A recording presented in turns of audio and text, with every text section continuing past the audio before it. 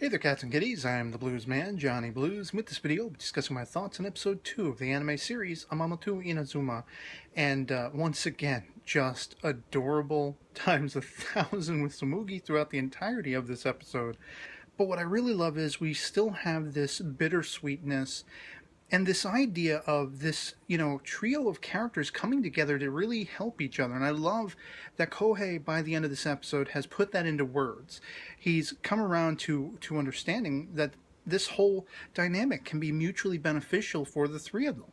I mean, he's really putting forth what he wants to be able to do for his daughter Tsumugi, but he's kind of reluctant, and understandably so. I was wondering if there was going to be any questioning along the lines as what he starts to do. He's doubting himself about making the deal with Kotori, going to her place while she's there by herself, even though he's got his daughter in tow.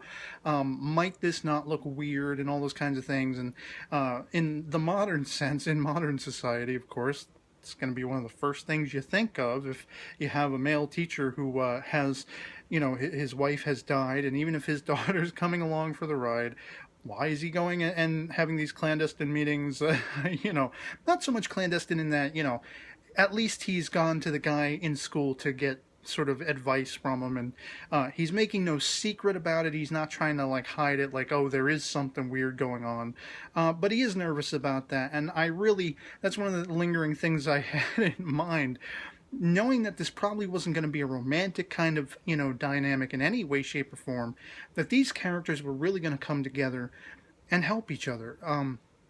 One of the strongest things, you get the vibe in the first episode with Kotori, most definitely, but even more so in this episode. She spends a lot of her time alone and sad. Her mother's constantly working. She has somewhat of a broken family. We're told that, all the way back in, I think it's grade 3, her parents had divorced and the mother's always traveling. Who knows if she ever sees the father. And I was a little suspicious when she comes out with the note written by her mother, because her mother had a job to go to. But just in case you had any doubt, well, I had her thumb printed too. You want a blood sample? Urine sample? I don't know. She's willing to go to the ends of the earth to prove that her mother's okay with the sensei, with Kohei and daughter coming over and everything like that, making meals. Apparently, she's even gone to the extent of drawing out, because she knows a child is going to be there, an entire sort of recipe book and all this kind of stuff. And I love, of course, all the reactions of Tsumugi as she's looking at the pictures and she's sort of questioning to herself, frying pan, onions, learning on that learning curve, the same kind of learning curve that both Kohei and Kotori are on in cooking, learning all about what the ingredients are, why things become so tasty, how you cook them, and the whole idea of Kotori being afraid of knives. I almost felt like it was a parallel, or, something along those lines, to kind of chalk up to how she's feeling. She's kind of just so sad and tired of being alone, and she's afraid to be alone, and this is a majority of her life. Now, of course, one of the questions I have is, well, doesn't she have any friends from school or anyone she can hang out with? Apparently not, unless characters are going to be debuted down the line. We do see some characters in the OP that could fit that bill, but it's one of those things where I love these three characters coming together in the way that they have, and that they can be there for each other. They have a mutual interest and love and learning curve to be on in making dinner, making meals, and enjoying good, tasty food, which is what Tsumugi is, just over the world about. And seeing her trying on the apron and posing and trying to goad her dad into believing, we got to do this. This is great. This is going to make me happy. And at that point, he's reluctant because the mother's not there. But he ends up going along with it. And once the meal is done, once he has seen Kotori's reluctance and what's affecting her, similarly to how she saw what was affecting him in the first episode after they made the rice and he broke down when he saw Tsumugi really enjoying it. There's a moment like that in this episode as well, and it's just absolutely heartwarming. And there is, again, a bittersweetness for what losses these characters have suffered, but there's a catharsis and this sense of coming together and being there for each other as friends, and having this mutual interest, and just being able to celebrate life, to celebrate friendship, to celebrate for Kohei, his daughter's happiness. And of course, this is something Kotori wants as well.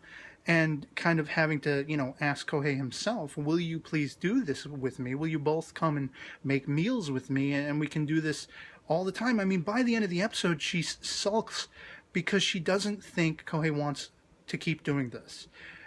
He's basically given that reluctance off that, well, if your mom's not here, well, we'll just do it for now. And she's all well prepared to be heartbroken, to go back to her lonely existence. I mean, we see her at school. I guess that does answer the question about friends. She spends, periods between classes or whatever, just sort of sitting by herself up by the school building off to the side and everything, and eating, I don't know what the hell she was eating. I thought it was like half a basketball, like probably a giant sort of tasty bun or something. I don't know.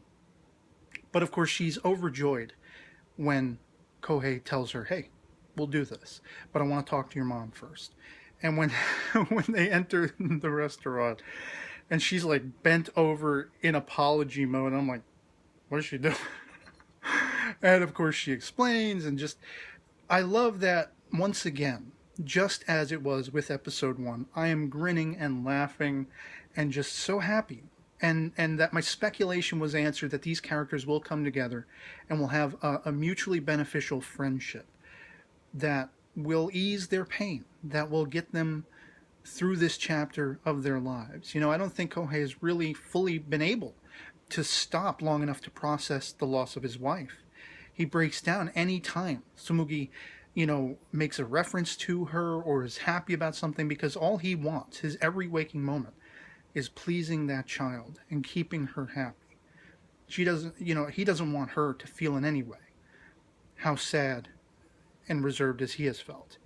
And again, I touched upon in the first episode review, I don't even think she understands fully what death is. Mommy's not coming back. So this is something that's going to be good for all 3 of these characters. And all 3 of these characters are lovable immediately. You want to hug them, you want to hold them, you want to tell them it's going to be okay. But now that they've found each other, it's going to be a journey of excitement and wonder and beauty and humor and adorableness in the case of Tsumugi.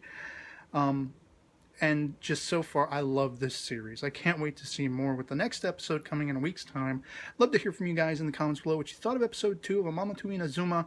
If you agree that Tsumugi is the most kawaii, adorable character, child character or otherwise in anime history, maybe. I don't know. I might be overstepping with that one, but she's a pretty top contender as far as I'm concerned, and whether or not you love that these characters have found each other. And if you're going to be along for the ride, love it or hate it, anything goes in the comments below. Just love having that conversation. Otherwise, that'll be pretty much it for me on this. Hope this video finds you well, and I'll catch you all later. Peace.